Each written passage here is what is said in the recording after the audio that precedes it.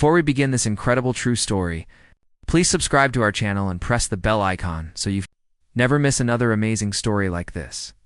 1. The radio crackled with static as Captain Jennifer Hayes stood in the operations room at Marine Corps Air Station, Cherry Point.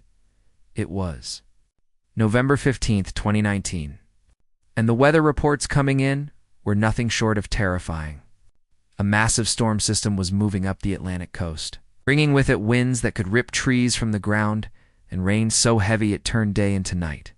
Jennifer was a helicopter pilot with 12 years of experience, but even she felt a knot form in her stomach as she watched the weather map on the screen before her 7 Marines were stranded on a small island off the coast of North Carolina.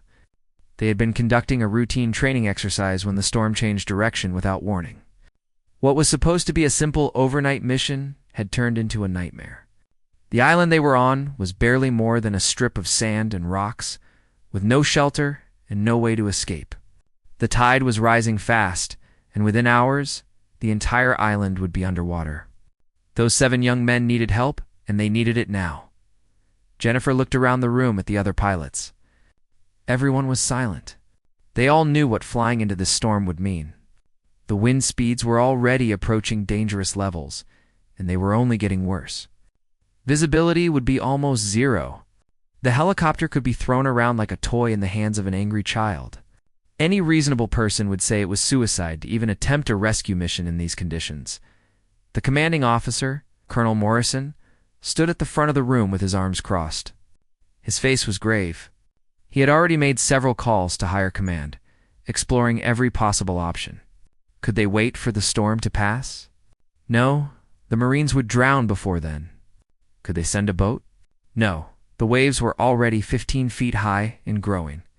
Could they request help from the Coast Guard? They had already tried. But every available unit was responding to emergencies up and down the coast. There was simply no one else available.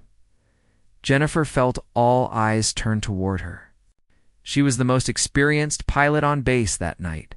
If anyone could pull off this impossible mission, it would be her. But experience also meant she knew exactly how dangerous this would be. She had flown through storms before, but nothing like what was brewing outside. She thought about her 2 children at home, about her husband who always worried when she flew in bad weather. She thought about the promise she had made to them, that she would always come home safe. But then she thought about those 7 Marines. They were somebody's children too. They had families waiting for them, believing that their country would do everything possible to bring them home. They had signed up to serve, to put their lives on the line, and now they needed someone to do the same for them. Jennifer closed her eyes for a moment and took a deep breath.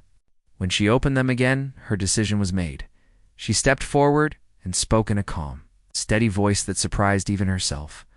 She told the colonel she would go. She would fly into that storm and bring those Marines home. The room erupted in a mixture of relief and concern. Some people looked at her like she was a hero. Others looked at her like she had just signed her own death warrant. Jennifer ignored all of them and started preparing for the flight. The hangar was filled with the sound of rain hammering against the metal roof.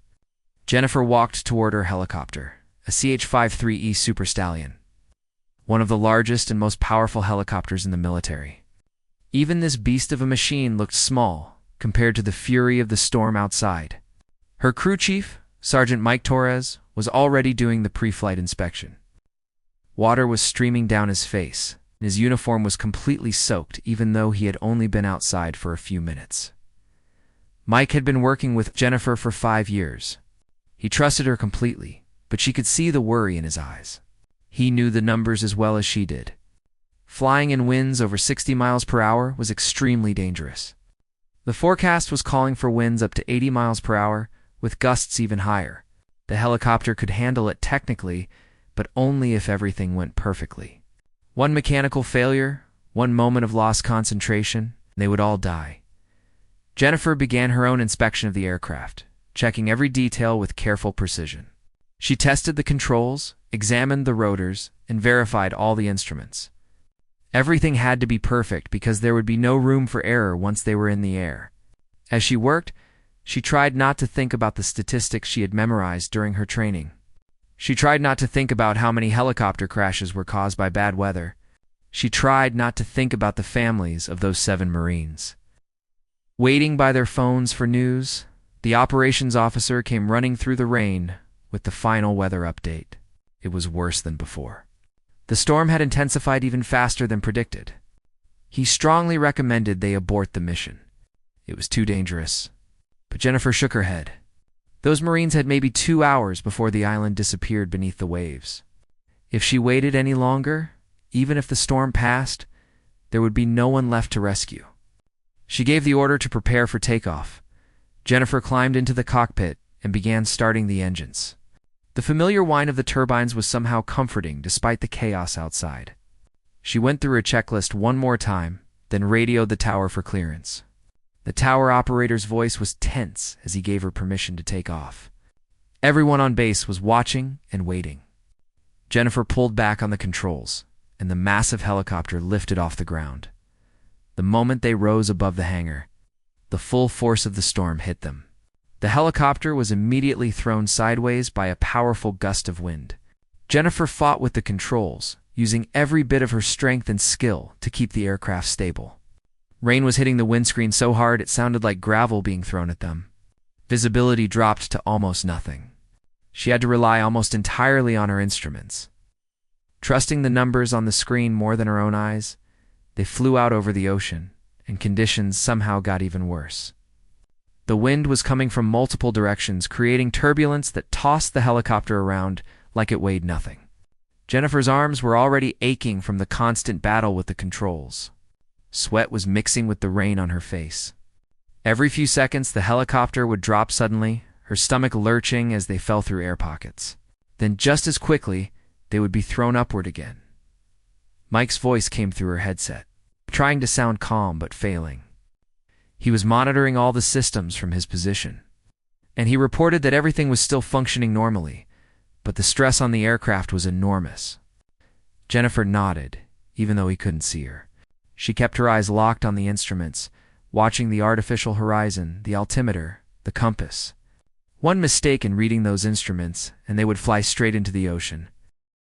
20 minutes into the flight, Jennifer began to wonder if she had made a terrible mistake. The storm seemed to be getting angrier with every passing moment. Lightning was flashing all around them, turning the black sky white for brief seconds before plunging them back into darkness. Thunder was so loud it shook the entire helicopter. She could barely hear Mike's voice through the headset over the roar of the wind.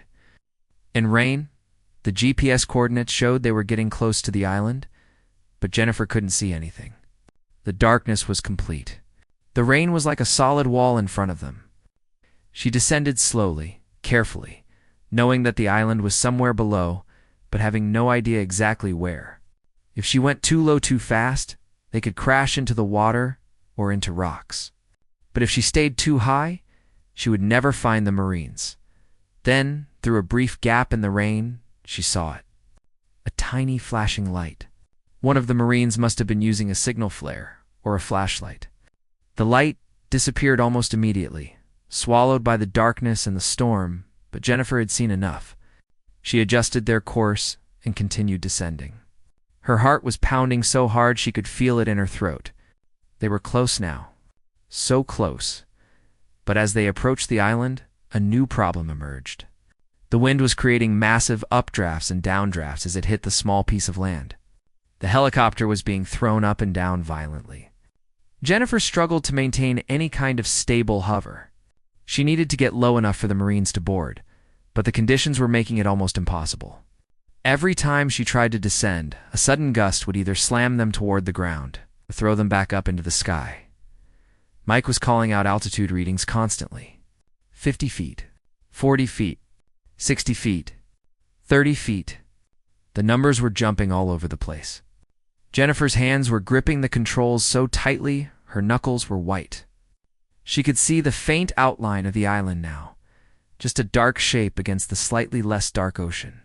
Waves were crashing over it, and she realized with horror that it was even smaller than she had thought. There was barely any dry land left. She spotted the Marines huddled together on the highest point of the island, which was now just a small mound of rocks. They were waving their arms frantically, their faces pale in the helicopter's searchlight. They looked exhausted and terrified. Jennifer knew she had to get them out immediately. The island would be completely underwater within the hour, maybe sooner, but landing was impossible. The surface was too uneven, too small, and too unstable. She would have to hover while the Marines climbed aboard using the rescue hoist. In normal conditions, this would be a routine operation. In this storm, it was incredibly dangerous. If the helicopter moved even a few feet in the wrong direction while someone was on the hoist, they could be smashed against rocks or dragged into the water. Jennifer called out to Mike, telling him to prepare the hoist. She could hear him moving in the back of the helicopter, opening the side door. Immediately, wind and rain came howling into the cabin. The helicopter lurched again, and Jennifer had to fight to keep them in position. She focused every bit of her concentration on that one small spot of land below them. She blocked out everything else. The storm, the danger, her fear. All that mattered was holding the helicopter steady. Mike lowered the hoist, and the first Marine grabbed onto it. Jennifer watched on her monitor as the young man was lifted off the rocks and pulled into the helicopter. 1 down, 6 to go. But it had taken nearly 3 minutes to get just one person aboard, and every second was a battle against the wind. The helicopter was consuming fuel at an alarming rate because of the constant fighting with the controls. Jennifer did a quick calculation in her head and felt her stomach drop. They might not have enough fuel to get everyone and make it back to base. The second Marine was on the hoist when disaster struck. A massive gust of wind hit them from the side with such force that the helicopter was thrown sideways through the air. Jennifer felt her stomach drop as they were pushed off course. She hauled on the controls with all her strength, fighting to bring them back into position. The Marine on the hoist was swinging wildly through the air, still 20 feet above the rocks. If Jennifer couldn't stabilize the helicopter, he would be smashed to death. Time seemed to slow down. Jennifer could hear Mike shouting something, but she couldn't make out the words. She could see the instruments spinning, the numbers changing too fast. The helicopter was tilting at a dangerous angle. Every instinct was screaming at her to gain altitude, to get away from the island and the turbulent air around it. But she couldn't do that. Not with a Marine dangling from her helicopter. Not with 5 more waiting below. She pushed the helicopter forward into the wind, using the storm's own force to help stabilize them. It was a risky move, one that could have sent them straight into the water if she misjudged it. But her instincts were right. The helicopter steadied just enough. Mike was able to pull the Marine inside, and the young man collapsed onto the floor of the cabin, gasping and shaking. There was no time to celebrate. Jennifer immediately repositioned over the island for the third Marine. But she could see the situation was getting worse by the second. The waves were now washing over the rocks with every surge. The remaining Marines were standing in water up to their knees. The highest point of the island was disappearing. If she didn't move faster, they would all be swept away. She called to Mike to speed up the process. He acknowledged, and they began pulling Marines up as fast as they could. The third came aboard quickly, then the fourth. Jennifer's arms were screaming in pain from holding the controls. Her shoulders were burning. She was drenched in sweat despite the cold rain coming through the open door. But she didn't let up for even a second. She held that helicopter in position through sheer force of will. The fifth Marine was halfway up when the helicopter's warning system started blaring. A red light flashed on the instrument panel. Engine trouble. The constant strain of fighting the storm was taking its toll on the aircraft. Jennifer's heart sank. But she kept her voice steady as she reported the problem to Mike. He acknowledged, but told her they had to keep going. There were still 2 Marines on the island, and they were now standing in water up to their waists. Jennifer made a split-second decision. She couldn't risk a complete engine failure with Marines still on the island. She had to get everyone aboard now, even if it meant pushing the helicopter beyond its limits. She adjusted the power settings, coaxing every bit of performance from the struggling engine. The 5th Marine made it aboard, then the 6th. Now there was just 1 Marine left. Jennifer could see him clearly in the searchlight. He was a young kid, couldn't have been more than 20 years old. He was clinging to a rock as waves crashed over him. The hoist was being lowered toward him, but a wave hit just as he reached for it. He lost his grip and was pulled into the water. Jennifer watched in horror as he disappeared beneath the surface. For a moment that felt like an eternity, there was nothing. Just dark water and white foam. Jennifer wanted to scream. She had come all this way, risked everything, and now she was going to watch this young man drown right in front of her. But then his head broke the surface. He was swimming, fighting against the current with everything he had. He grabbed onto another rock and pulled himself up just enough to reach for the hoist again. This time he caught it. Mike began pulling him up immediately, not waiting for him to secure himself properly.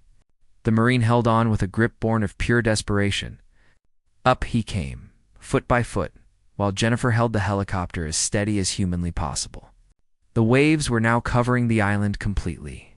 There was no land left at all. If they had been even 1 minute later, this Marine would have been lost. The 7th Marine tumbled into the helicopter, and Mike immediately shut the door. Jennifer didn't waste a second. She pulled the helicopter up and away from the island, which was now completely submerged beneath the angry ocean. They had made it.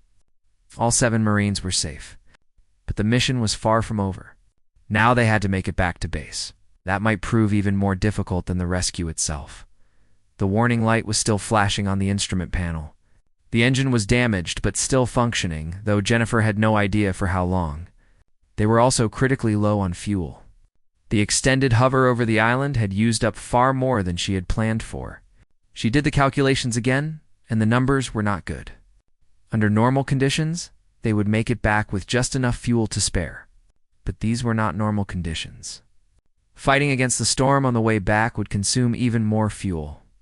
They might not make it. Jennifer radioed back to base, informing them of the situation. The operations officer's voice came back immediately, asking if she wanted to attempt an emergency landing somewhere closer.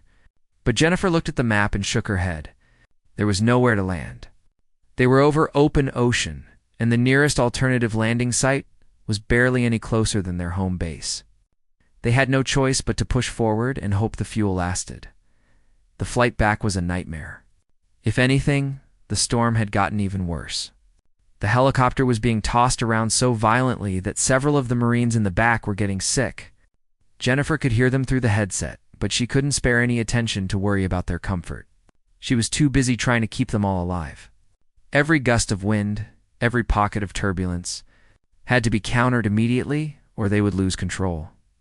The damaged engine was making strange noises now, whining and grinding in ways that it definitely should not. Jennifer constantly monitored all the gauges, watching for any sign that it was about to fail completely. If that happened, they would crash into the ocean. The helicopter could float for a short time, but in these waves, they would be torn apart within minutes. Everyone aboard would die. Mike was in the back trying to keep the Marines calm, but Jennifer could hear the tension in his voice. He was scared too, though he was doing his best not to show it.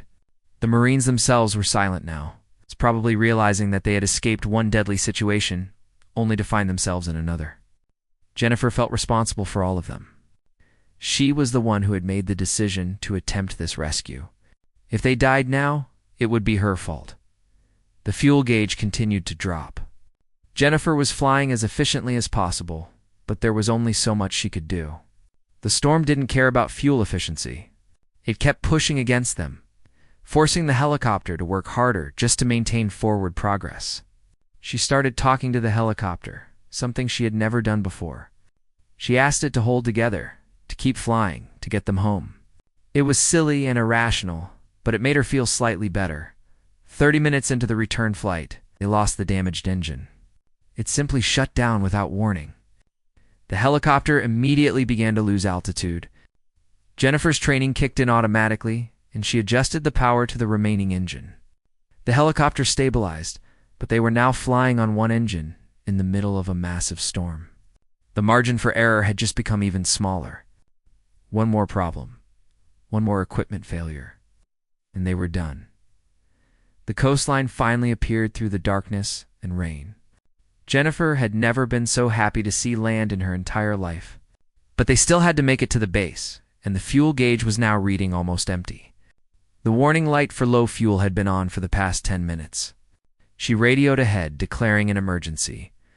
The base cleared all other traffic and prepared emergency crews to respond if they crashed. Jennifer could see the lights of the air station now, a beautiful sight through the rain and darkness. They were so close. Just a few more minutes, and they would be safe. But the helicopter was barely flying anymore. It was shaking and vibrating in ways that made her deeply worried it would simply fall apart. The remaining engine was working at maximum capacity, screaming with the strain. The fuel gauge was now reading completely empty, though Jennifer knew there was usually a small reserve. The question was whether that reserve would be enough. She began her approach to the landing pad, fighting the wind every inch of the way. The base had turned on every light they had, illuminating the landing area as much as possible. Jennifer could see fire trucks and ambulances standing by, ready to respond. She could see people standing in the rain, watching and waiting. Everyone on base was holding their breath. The helicopter crossed over the base perimeter. They were almost there. Just a few hundred more feet. Jennifer's hands were trembling on the controls, but she kept them steady. She had come too far to fail now. Those 7 Marines behind her deserved to walk off this helicopter alive. Mike deserved to go home to his family. She deserved to see her own children again. 50 feet from the landing pad, the fuel finally ran out. The remaining engine sputtered and died. The helicopter began to drop. Jennifer pulled back on the controls, using what little momentum they had left to glide toward the landing pad. It was going to be close. Very close. She could hear Mike shouting altitude readings. 30 feet. 20 feet. The helicopter was dropping faster now, no longer truly flying, but just barely controlled falling. Jennifer flared the helicopter at the last possible moment, bleeding off speed and cushioning the descent. The landing gear hit the pad hard, much harder than any normal landing, but they were down. They were safe. The helicopter rocked on its struts for a moment, then settled. Jennifer sat frozen in her seat, unable to believe it was over. Her hands were still gripping the controls. Her entire body was shaking. Then she heard the cheering. The Marines in the back were shouting and crying and hugging each other. Mike was laughing with relief. Through the window, Jennifer could see people running toward the helicopter. The side door opened, and medics rushed in to check on the Marines. Everyone was alive. Everyone was safe. She had done it. Jennifer finally released the controls and let her hands fall to her lap. Tears were streaming down her face, mixing with the sweat and rain. Colonel Morrison appeared at her door, having run through the storm to reach them. He was smiling and trying to say something, but Jennifer couldn't hear him over the ringing in her ears. He helped her out of the cockpit, and her legs nearly gave out when she tried to stand. She had been sitting tensed up for so long that her muscles had cramped. The 7 Marines she'd rescued lined up to thank her. Each one shook her hand or hugged her, some of them openly crying. They told her she was a hero, that she had saved their lives. Jennifer didn't feel like a hero. She felt exhausted and scared and incredibly grateful that they had all survived. She thought about how close they had come to disaster at least a dozen times during the mission. Any one of those moments could have ended in tragedy. In the days that followed, the story spread. News outlets picked it up, and Jennifer found herself being interviewed on television and in newspapers. She received medals and commendations. The 7 Marines she rescued stayed in touch with her, sending her letters and photos as they went on to continue their careers and lives. Some got married and had children, and they would send her pictures, always with notes thanking her for giving them the chance to have those moments. But Jennifer didn't do it for recognition or awards. She did it because it was her duty, because those Marines needed help, because she had the skills and the courage to provide that help. Years later, when she told the story to her own children, she emphasized not the drama or the danger, but the importance of serving others, of doing what's right even when it's terrifying, of never giving up even when the odds seem impossible.